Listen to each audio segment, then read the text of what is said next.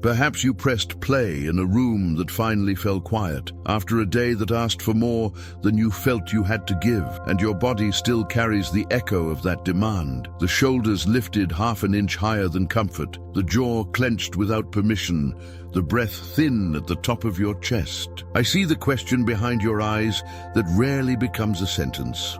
Why does change seem to flirt with me and then walk past, as if I were invisible to it? I see the private exhaustion that you do not perform for others, the steady ache of wanting to be faithful and feeling like the ground keeps shifting beneath your feet. I see you, I understand your pain. Let this be a room where you are not judged, not sold a fantasy, not hurried. Let this be a room where you are met with wisdom that respects your dignity and speaks to your nervous system as tenderly as it speaks to your mind. There is a word that sits heavy on many hearts: impossible. Often it arrives as a verdict before the evidence is even heard, and it lands in the body like a weight that slows the hands and steals color from the day. Tonight, we will treat that word the way Solomon treated words, not as destiny, but as a signal inviting us to look more carefully at causes, timing, and alignment. This is not the noise of superstition, and it will not ask you to leap into the dark while calling it faith. It will ask you to sit still long enough for truth to gather, and to notice how your own breath can become a gentle gate that opens to clarity. When you allow your breath to deepen and the shoulders to descend, your biology stops shouting and begins listening, and what once felt like a wall can begin to feel like a door that responds to quiet skill. When Solomon called wisdom the principal thing, he was not dressing life in poetry to avoid its demands. He was handing us the control panel to a complex inner world. He taught that hidden purposes flow like deep waters, that the heart requires guarding like a city gate, that words shape the path like royal decrees, that counsel multiplies strength, and that seasons matter more than mood. Notice how this lands in your body: a soft loosening around the eyes, a small release in the stomach, the subtle sense that hope is not loud but it is present. The modern language for this is simple. Attention changes the brain, patterns become pathways, repetition rewires, calm widens choice. The ancient language for the same reality is equally simple. Wisdom orders life from the inside out. Both languages agree on this point. When the inner world is aligned, the outer world begins to move. Listen closely to the core premise that anchors everything you will hear, and let it settle without debate. The impossible often means humanly improbable without wisdom, order, and timing. Solomon shows that when causes are aligned, heart, words, counsel, and seasons, outcomes that once felt unreachable become natural consequences. Let that sentence sit with you like a hand on your shoulder, steady and kind. The mind may want to argue, the nervous system may want to rush, the old story may want to speak first. You do not have to fight any of that. You can simply observe it passing by, the way one watches clouds travel across a sky that does not lose its openness.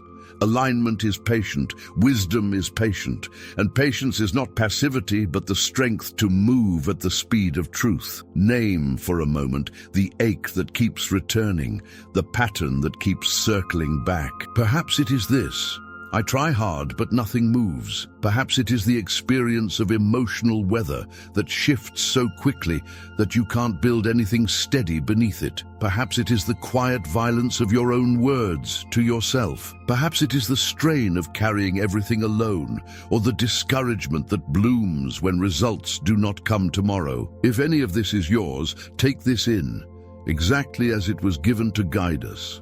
If you felt your chest tighten as these lines passed by, that is not failure speaking. That is your body telling the truth. In emotional neuroscience, we say that acknowledgement reduces alarm. When pain is named, the amygdala stops hitting the siren and the prefrontal regions step forward with the calm to choose. The ancient teachers would say the same in their own way. Confession clears the inner room, and understanding returns strength to the hands. You are not behind. You are not broken. You are here, and here is enough for wisdom to start working. Notice how the word alignment keeps returning, almost like a drumbeat under the melody. alignment of the unseen with the seen, alignment of desire with practice, alignment of speech with intention, alignment of counsel with action, alignment of seeds with seasons.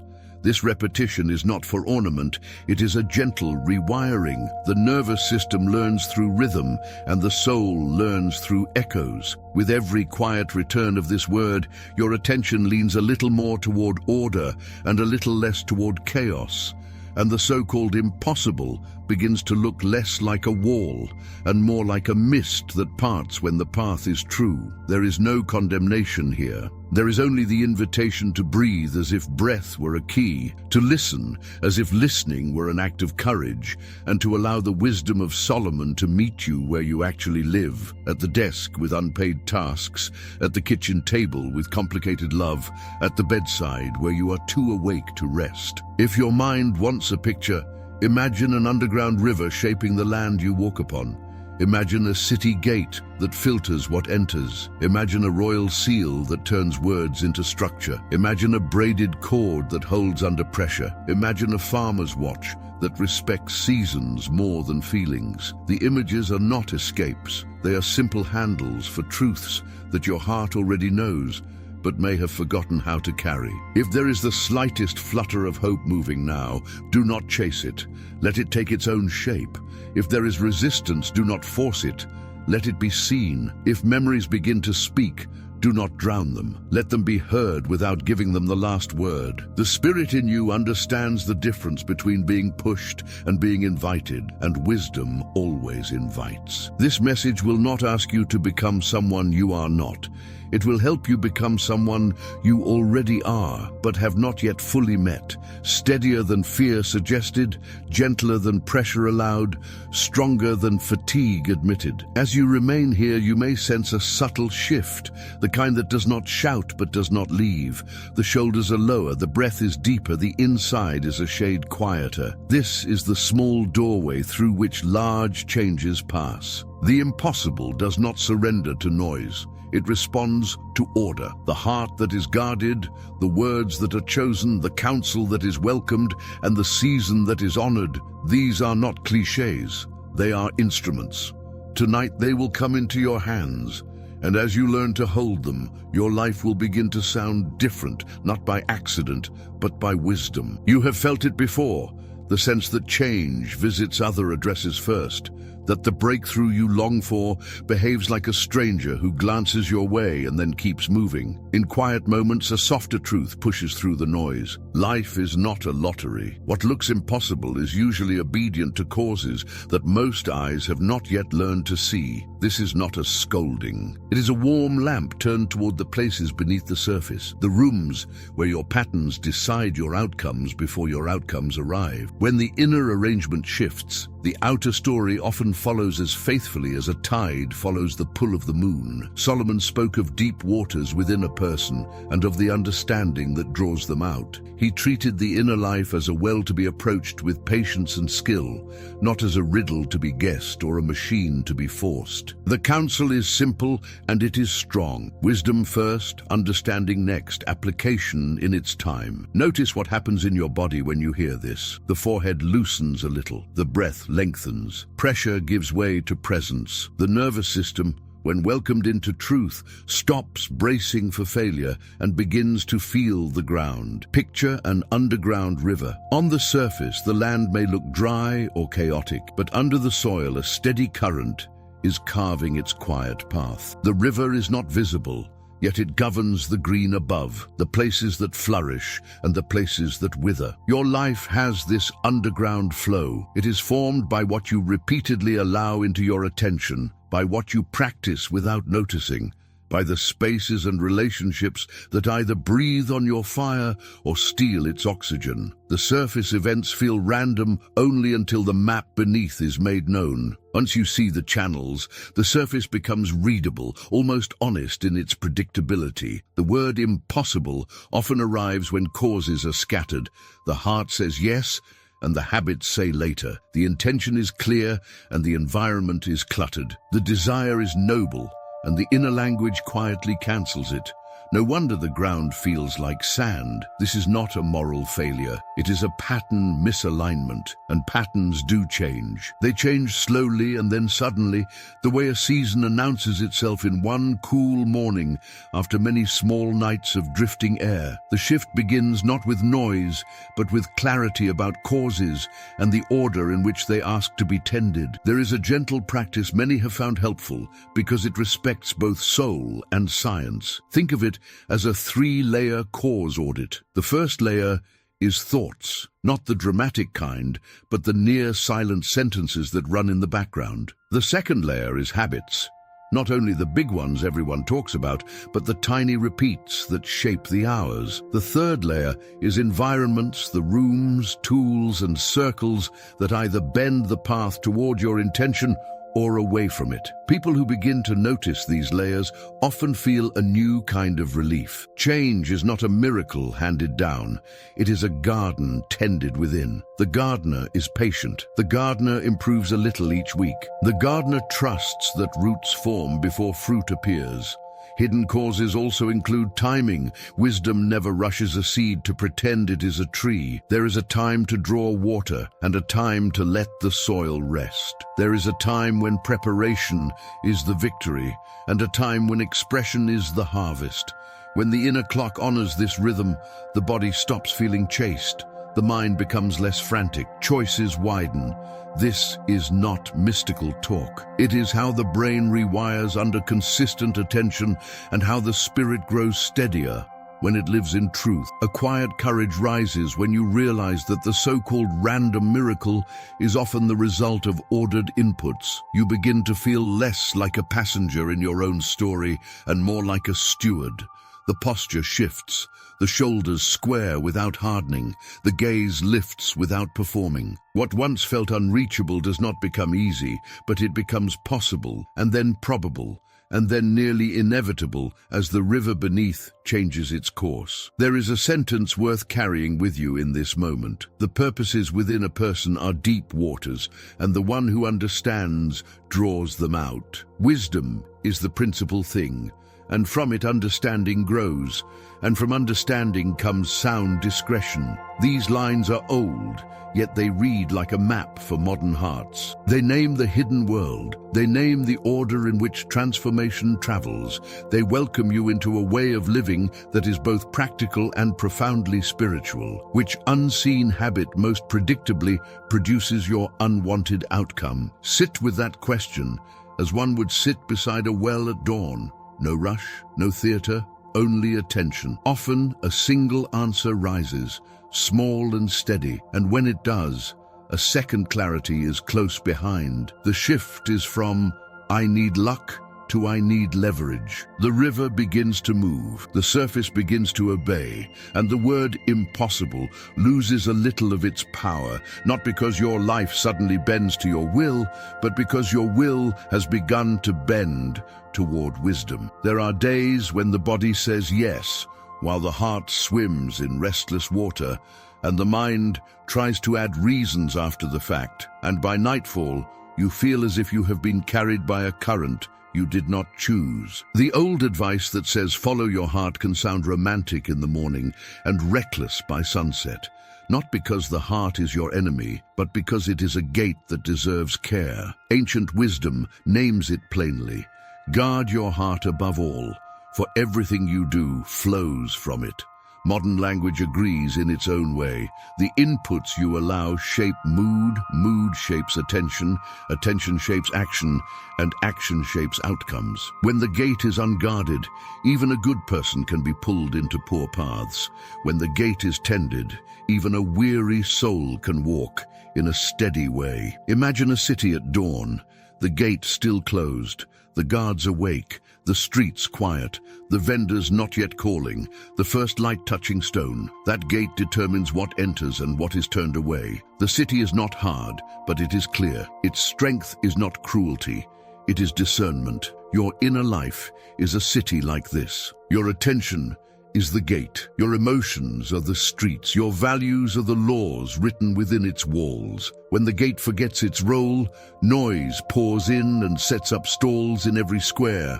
When the gate remembers, the streets stay usable, and the laws within are honored again. The difference is felt in the body as a stillness beneath the ribs, a softer jaw, a slower blink, a sense that your pace belongs to you again. The phrase, "follow your heart," often becomes a permission slip for every impulse, and the result is not freedom, but volatility. The heart carries wisdom, but it also carries wounds and echoes and borrowed desires that do not fit your life. What looks like intuition sometimes is only unprocessed noise. What feels urgent sometimes is only alarm. The path is not to distrust the heart. The path is to give it a gate that loves it. This kind of love is firm and kind. It refuses what harms and welcomes what heals. It knows that affection without boundaries becomes fatigue, and boundaries without affection become ice, and wisdom holds both in one steady hand. Emotional neuroscience describes a simple pattern. Alarming inputs raise the guard in your midbrain. The amygdala grows loud, the body tightens, the breath lifts, and choice narrows to fight or flee or freeze. Calming inputs allow the prefrontal regions to come forward. The breath drops into the belly. The muscles stop bargaining with tension, and choice widens again. Wisdom is simply this pattern lived on purpose. A guarded gate curates inputs, not as a lifestyle of fear, but as an act of hospitality toward your own nervous system. The result is quiet strength, and quiet strength is the soil where good decisions grow. There is a gentle scene that many have tried and found revealing. For 3 days, the gate becomes more intentional. The doom scroll slows, the feed settles, the background noise of opinion and outrage grows faint. In that calmer space, nourishing words are allowed to speak, the kind of words that build rather than erode. Music that lifts attention is chosen with care. Pages that carry wisdom are read in small sips. Conversations that leave the body peaceful are given more room. No grand gesture, only a simple pause that lets the heart remember its own sound. By the end of such a pause, most people can feel the difference as clearly as a change in weather. The air inside is lighter. The mind is less jumpy. The mood is more faithful than dramatic. The city gate metaphor keeps working because it respects dignity. It does not shame desire, it shapes desire. It does not reject emotion. It teaches emotion to serve the good. It does not create a brittle shell. It builds a living boundary. Some days, the gate will open wide to joy and friendship and counsel. Other days, it will remain narrow to protect recovery and focus. This is not inconsistency. This is wisdom, taking seasons seriously. A garden needs rain, and it also needs fences.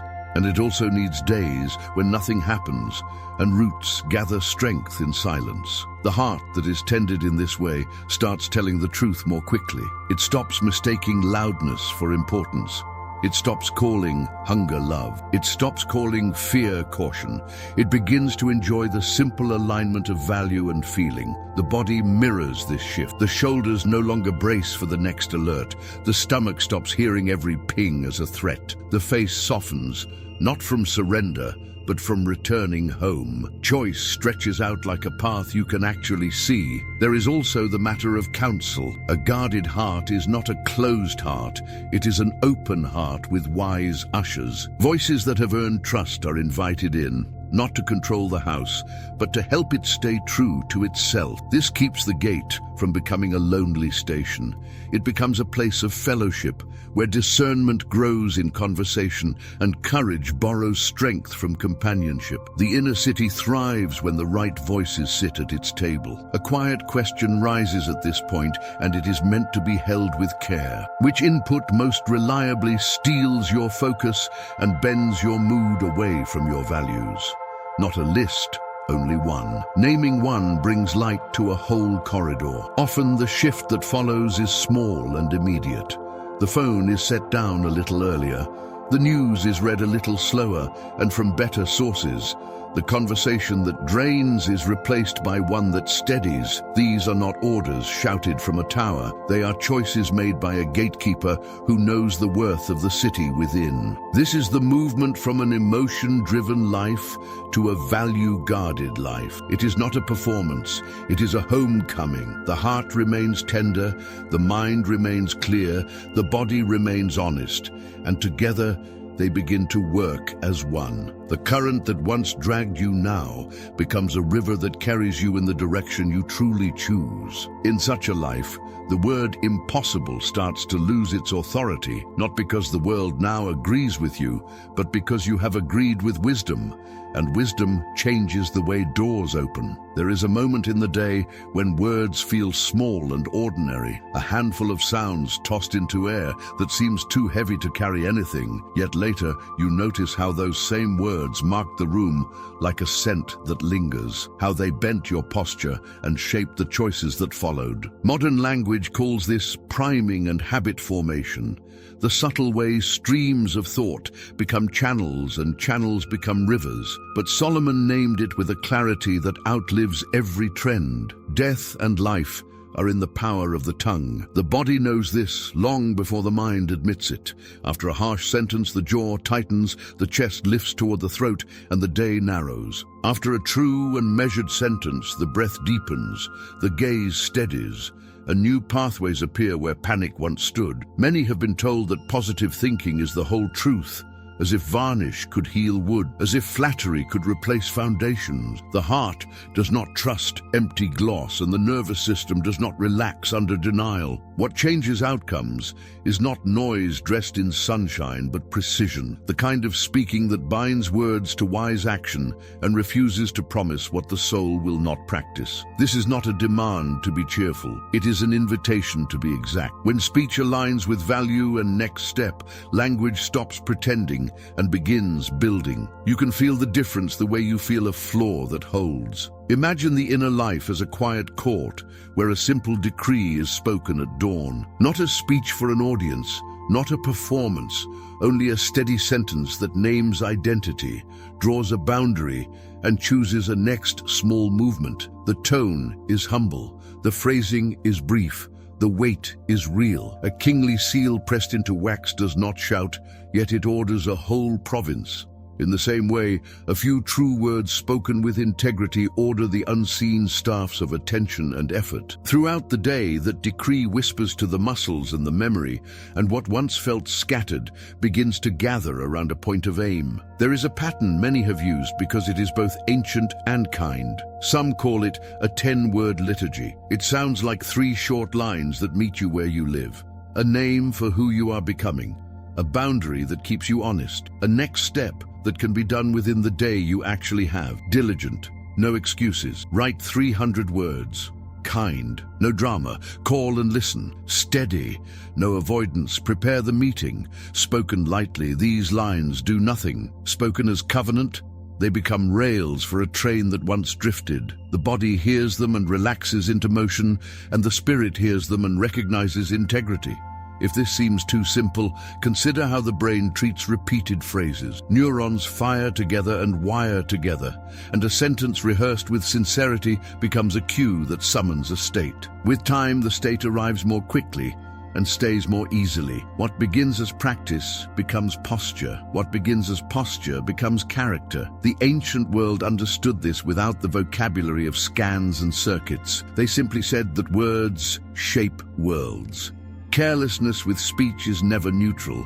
The offhand barb that you throw at yourself teaches the inner ear to expect failure. The dramatic vow that you cannot keep trains the spirit to distrust your promises. The exaggerated complaint wears grooves in the mind that turn every hill into a mountain. You deserve better than this, not because you are fragile, but because you are royal in the quietest sense of the word. Royalty is not loud.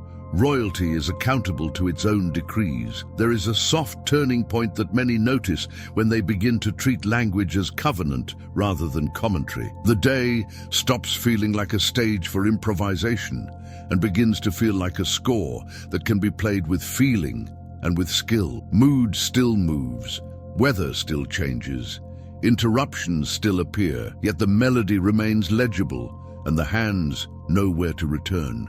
This steadiness is not glamorous, but it is how the so-called impossible begins to rearrange itself into something workable. The proverb about the tongue is not a threat hanging over your head. It is a light held at your feet. It reminds you that every sentence carries a seed, And seeds do not ask to be admired, they ask to be planted, watered, and kept from crows. Over weeks and months, sentences of substance become shelter. They become the frame that holds when the rain presses against the windows and the wind tries to take the roof. Which careless phrase do you repeat that quietly authorizes failure? Name it with gentleness and let it retire. Then notice the small sentence that would serve your integrity better. You will hear it first as a whisper, then as a rhythm, then as a way you move through rooms. This is the shift from casual speech to covenantal speech. Strength is often mistaken for carrying the whole weight alone, for gripping the rope with both hands until the palms burn, for proving to yourself and to the world that you can keep going without rest or witness. Yet the heart knows a different arithmetic. It knows that certain doors do not open to solitary force. They open to shared wisdom, to companionship that steadies the breath and widens the field of vision. Ancient words speak it simply. Two are better than one. A threefold cord is not quickly broken. The body recognizes this truth before the mind concedes it. In the presence of trusted company, the shoulders ease, the stomach unclenches, and choices that seem to vanish reappear along the edges of sight. There is a reason this happens. When you sit with someone who has walked a similar valley, your nervous system borrows their calm. The alarms still sound, but not as loudly. The prefrontal quiet that was hard to reach alone becomes more available, and with it comes perspective and sequence. The brain excels at co-regulation. The soul understands shared burden. Even before a plan is named, the inner weather changes. The impossible begins to shrink, not because the problem left the room, but because you are no longer outnumbered inside yourself. Picture the image of the threefold cord. Three strands on their own can fray under pressure, but when they are braided with care, tension travels through them in a way that strengthens rather than snaps. Many lives begin to change when this braid appears. One strand is wisdom that looks ahead and reads the terrain. One strand is momentum that keeps pace with you and refuses to let fatigue write the ending. One strand is practical help that turns intention into done steps without drama. This is not performance, it is design. Human beings were shaped for counsel, for shared courage, for the dignity of carrying and being carried in season. Independence has its beauty, but isolation is a counterfeit that wears the same colors and steals the same light. Alone, the mind loops. Together, the loop breaks and becomes a line that moves. Alone, the inner voice can exaggerate risk and underestimate capacity. Together, the voice of a wiser friend calibrates the scale, and the day regains proportion. Alone, discipline feels like a cliff. Together, accountability becomes a railing that allows you to keep your footing without white knuckles. This is not weakness. This is clear sight. There is a quiet pattern you may recognize from times when change finally took root. Someone a few steps ahead offered a sentence that saved you months. A peer beside you made the road less lonely and turned effort into rhythm. A helper removed friction from the tasks that used to stall you, and life stopped losing energy in the gears. Mentor, companion, implementer, wisdom, momentum, execution. Three strands braided into one honest cord. When this circle forms, pressure does not vanish, but it becomes useful. Tension lifts weight and builds strength rather than tearing what is tender. Consider how your inner life responds to counsel that is both kind and clear. The chest feels roomier. The jaw closes gently instead of locking. The eyes look up and out rather than down and in. Emotional neuroscience would call this a shift from threat to learning, from narrow survival to open problem solving. The ancient teachers would simply say that in the presence of counsel, your steps are established. Both are speaking of the same miracle that hides in plain sight. Shared wisdom collapses distances that once felt unwalkable. This is not about collecting opinions. It is about discerning voices that have earned the right to be heard. The sound of true counsel is steady and unafraid.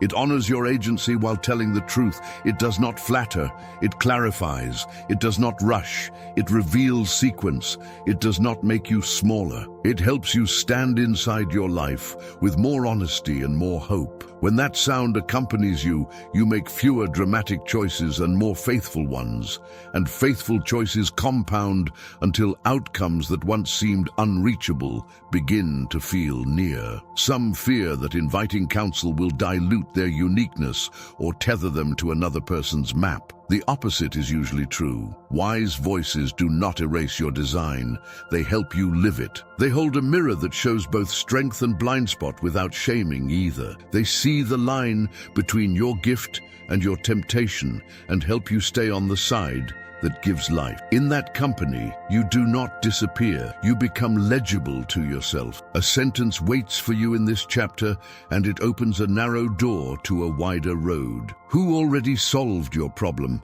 and why are they not in your calendar? Let it land softly, without defense. Often, a name rises. Often a conversation is remembered. Often a moment returns when you saw a way forward and then retreated into old secrecy. When the name is honored and the conversation is allowed, the road ahead changes shape. What was a cliff face becomes a path that, yes, still climbs, but now has carved steps and a railing for the steepest turns. This is the turn from lone effort to leveraged effort. Not louder, wiser, not showy, steady. The cord is braided and it holds. The door that would not move begins to open. Not because you learned to push harder, but because strength finally traveled through more than one strand. There is a hush that surrounds beginnings, a quiet that feels too small to matter, a first step that looks like nothing to anyone who is not listening closely. Yet history is full of rooms where the turning point did not look like a trumpet, but like a seed held in a steady hand. The word impossible tends to grow loud when we forget the clock that wisdom trusts. Seeds ask for earth, earth asks for time, time asks for protection, protection asks for patience. When these are honored in their order, the harvest that once seemed unreachable begins to move toward you with a calm inevitability that surprises no one who saw the season from the start. Ancient lines carry this rhythm with the strength of a bell that does not crack. There is a time for everything. Wealth that arrives in a rush slips away just as quickly. Prepare your work outside and then build within. These are not slogans. They are the architecture of results that last longer than mood.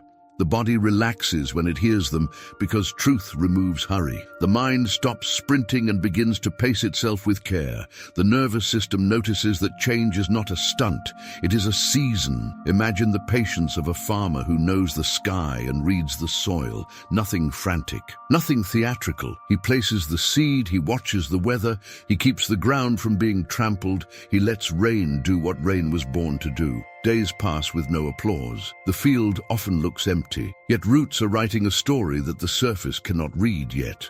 When green finally breaks the crust, the farmer does not call it sudden, he calls it right on time. Your inner life carries the same wisdom, even when the world around you prefers fireworks over faithfulness. What often hurts is not the size of the dream, it is the refusal of the clock. We want fruit in the season of planting.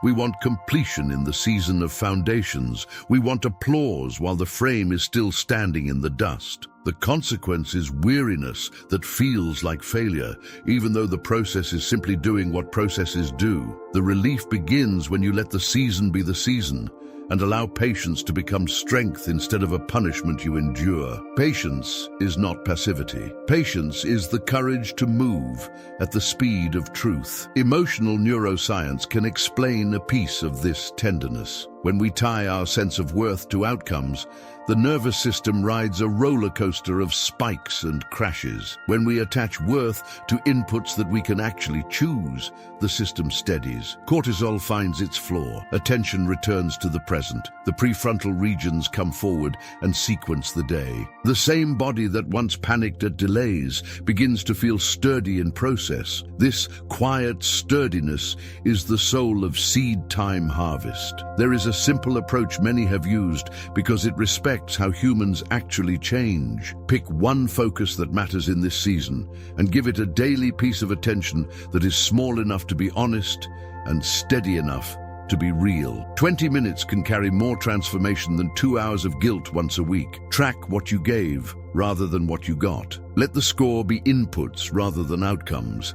The energy that leaks through self-judgment stops leaking. The ground holds water. Roots travel deeper. Protection is part of the clock. Not everything belongs near the seed. Some conversations compact the soil. Some comparisons invite a storm before the plant can handle wind. Some environments ask too much light too soon, and the tender green bleaches before it strengthens. This is not drama, it is discernment. The farmer's watch includes fences and timing and shade when needed. So does a wise life. Guarding a beginning does not make you fragile.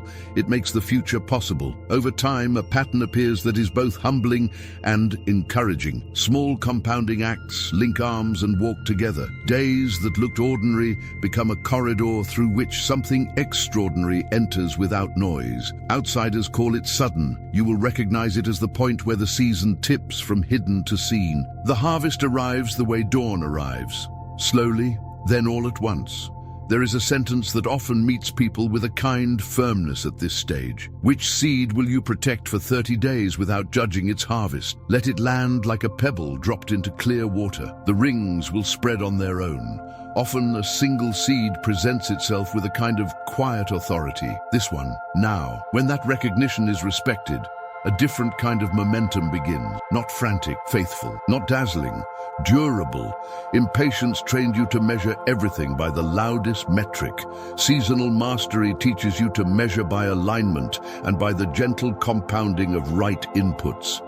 This shift changes more than a schedule. It changes a nervous system. It changes a voice. It changes the way your eyes read the future. The impossible loses its costume and reveals itself as a set of steps carried by seed and time and the protection of a wise heart. In that light, hope is no longer a wish with its breath held. Hope becomes a way of working that knows what season it is and moves with it until the field turns green. Night settled over a small city, and a young scribe walked its quieter streets with a question that had grown heavy. He had worked well and waited long, and still there was a door in his life that did not open. He could name the door by feeling alone, tightness under the ribs, a tug behind the eyes, a tiredness that did not leave when the work was done. He went to an old house where a steady light burned and found a master at a wooden table. No speeches were given. No elaborate signs were shown. The master placed 4 simple things on the table: a mirror framed in cedar, a hand-drawn map traced with blue lines that crossed under the earth, a small metal seal with a clean face, a braided cord of 3 strands. The master rested his hands, and the room grew very still. The scribe carried the mirror home first. The glass did not flatter, and it did not accuse. It showed a face made honest by effort and by longing. As he looked, something inside him remembered the image of a city gate. He knew without words that the gate had been left open to every wind. He saw the hours that had entered without being welcomed. He felt the way certain sounds had turned the inner streets into a market of noise. He stood with the mirror until the breath moved lower, and the jaw softened and the eyes lost their hunt for distraction. The mirror did not change the world outside. It allowed the world inside to become clear again. The heart did not need a lecture. It needed a guard who loved it. In the morning, he unrolled the map. Blue lines ran like quiet veins beneath fields and roads. He held the map over his week and began to see how invisible streams had been deciding visible harvests. One habit here had been watering the wrong ground. One small permission there had been drying the soil. The map did not shout and it did not rush. It showed causes moving in patient lines beneath outcomes that had been called random. He felt a strange relief rise in him. The land was not cursed, it was patterned, and patterns were not tyrants, they were teachers. Later that day, he took the seal in his hand. He wrote a short sentence on a piece of warm wax and pressed the seal until a clean mark showed. It was not a grand sentence. It did not try to do the work of 100 promises. It named who he was becoming. It drew a boundary that kept him honest. It chose one next small step that belonged to the day he actually had. The sentence felt quiet and true. The seal made it feel accountable. Through the afternoon, he noticed how the sentence kept returning. like a soft bell. His mood rose and fell. The sentence remained. It gathered his attention the way a spine gathers a body. When the sun lowered, he took up the braided cord. In the light, it looked simple. In the hands, it felt strong. He remembered people who had spoken to him with clarity and kindness. He thought of a guide who could see farther down the road. He thought of a friend who walked at the same pace. He thought of a helper whose gift turned heavy work into movement. He saw each strand for what it was: wisdom, momentum, execution. Alone, each could fray. Woven together, they held. He did not feel smaller at the thought. He felt human in a way that was good. Even his body understood. The stomach unclenched, the chest widened.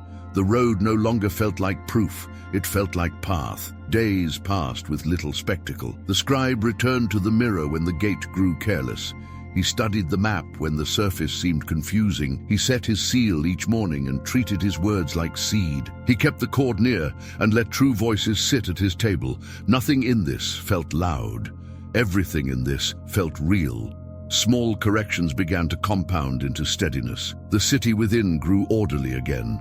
The old door did not swing open to applause. It opened the way dawn breaks. First a line of light, then a widening, then a room you can walk into without hurry. Standing in the doorway, he understood why the master had given no commentary. The keys had explained themselves. The mirror had taught him to be a gatekeeper and not a drifter. The map had taught him that hidden causes rule the surface, and that seeing them is power without violence. The seal had taught him that language is not decoration, but architecture. The cord had taught him that shared strength is not a concession, but a design. There had been no magic, there had been alignment. What had worn the name impossible now looked like a road that had always been there waiting for feet that could finally walk it. He looked back into the room he had come from and felt gratitude rise without words. The house was the same. The city was the same. He was different in the ways that matter. The heart was guarded. The currents beneath were ordered. The sentence at dawn had become a path by night. The voices around him were the right ones. The season had been honored, and the harvest had arrived on time. In the quiet of the open door, he learned a final lesson. Some doors respond to force. Better doors respond to wisdom. Morning begins before the sun is sure of itself, and in that thin light, a handful of words can become a spine. Solomon's 10-word liturgy is simple and serious. A brief sentence that names who you are becoming, honors a boundary that keeps you honest, and points to one next step that belongs to the day you actually have. Spoken with integrity rather than drama, it steadies the breath and clears the eyes. The body knows the difference between noise and covenant. After this kind of sentence, the shoulders drop a little. Attention widens. The day no longer feels like a storm to survive. It feels like a score you can play with feeling. As the morning unfolds, the mind starts to gather speed. This is where a 3-layer cause audit moves like a quiet lantern through the rooms of attention. The first layer is the near silent stream of thoughts that color the hour without asking for permission. The second layer is the small repeats that shape momentum, the acts so ordinary that they hide in plain sight. The third layer is the space you move through and the people and tools that either bend the path toward what matters or away from it. Seen with kindness, these layers stop feeling like accusation and start feeling like levers. The nervous system calms when causes are named. It stops preparing for impact and begins preparing for choice. Midday often tells the truth about a life. Energy has dipped, friction rises. The old story tries to take the wheel. Here the morning sentence returns, like a friend who knows the route. The liturgy does not shout, it whispers with authority. Diligent and kind, no excuses and no drama. One small step that is real. The cue summons a state. Neurons that have been rehearsed together wire a little tighter. The mind regains sequence. The hands know where to begin again. What looked like a wall becomes a door that opens to patient action. Evening carries its own music. This is where the 30-day microseed plan breathes. One focus that matters in this season receives a daily piece of attention that is light enough to be honest and faithful enough to move the line. 20 minutes laid down like small stones across a stream make a crossing that was not there before. Score what you gave rather than what you got, and watch how the heart learns to rest inside process. The mood no longer dictates whether the seed is planted. The seed is planted because it is time to plant it. Over nights and weeks, the rootwork begins to change the soil that once shed every hope like sand. Protection belongs to practice as surely as effort does. The 72-hour input fast is not a performance for the world. It is a soft boundary that lets the heart hear itself. For a brief window, the loudest sources of alarm grow quiet. The news that turns the chest into a drum is left at the gate. The endless scroll that scatters attention is set down. In the quieter air, nourishing words find their way back. Music that lifts rather than agitates keeps company. Pages that carry wisdom are read in slow sips. Conversations that leave the body peaceful have room to breathe. By the end of such a pause, most people feel a weather change on the inside. Less static, more sky. Throughout the week, Counsel does its quiet work. The threefold chord is kept close in spirit. Wisdom ahead to read the turns. Momentum beside to share the pace. Practical help close at hand to turn intention into movement. The presence of trusted voices lowers inner alarm before a single strategy is discussed. In that calm, the mind becomes capable of nuance again. Threat gives way to learning. Reaction gives way to sequence. The problem is not erased. It is approached with steadier hands. Language keeps house in the background. Careless phrases retire as if their contract had ended. In their place, sentences of substance take root, not the glitter of slogans. The credibility of quiet oaths you are willing to keep. This shift changes more than mood. It changes the way choices appear. It changes how the face meets interruption. It changes how the night receives you when the work is done. Words become architecture, and architecture becomes shelter, and shelter becomes the place where courage rests between efforts. Some afternoons will still tilt toward doubt. On those days, the map of hidden causes prevents panic. You recall that the surface can lie. You remember that underground rivers decide where green appears. You look gently for one small channel that needs redirecting, and you give it attention without punishment. The body hears this mercy and stops bracing. The task that felt enormous reveals its first small edge, and that is enough to catch. Practice does not ask for drama. It asks for rhythm, morning liturgy, midday clarity, evening seed work, seasonal protection of inputs, companionship that multiplies strength, words that match action. None of these require an audience. All of these reshape a life. Emotional neuroscience would say that state becomes trait through repetition and reward. Ancient language would say that wisdom builds a house and establishes it with understanding. Both are naming the same slow miracle. Over time, the days begin to rhyme. You are not performing a new identity, you are remembering one. The gate is tended. The currents beneath are ordered. The decree at dawn holds. The cord does not snap under strain. The seed keeps its appointment with time. This is how the quiet stack holds. This is how the so-called impossible begins to move without spectacle, quietly at first, then clearly, then in a way that no longer surprises you because you know the season and you know the source. Night has a way of telling the truth about the day. When the noise thins, what remains is the slow pulse of what mattered and the soft ache of what did not. You have walked with images that do not fade when the screen goes dark. A mirror that honors the heart as a gate. A map that reveals the quiet rivers beneath outcomes. A seal that turns speech into structure. A braided cord that makes pressure serve strength. A field that trusts seasons as if time itself were an ally. These are not ornaments. They are tools that fit into ordinary hands and make ordinary hours holy. The word impossible has tried to be a verdict in your story. Tonight it met a different court. The law of hidden causes stood up and spoke with calm authority. The heart took its rightful place as a gate that protects what is precious. Language remembered its royal lineage and refused to flatter or to curse. Counsel drew near and turned solitude into fellowship without crowding the soul. The farmer's clock ended the tyranny of hurry and gave dignity back to process. What felt unreachable did not become easy. It became legible. It became a road with landmarks you can recognize, even on difficult days. There is a feeling that arrives when alignment begins. It is not fireworks. It is the small interior shift that changes how a person holds a cup, opens a door, steps into a room. The shoulders stand without stiffness. The breath falls into a rhythm that does not argue with itself. The eyes look forward instead of down. Emotional weather still changes, but there is a climate beneath it that does not. That climate is wisdom. It is the principal thing because it gathers the others to their places. Understanding, discretion, steadiness, courage that does not have to shout to be strong.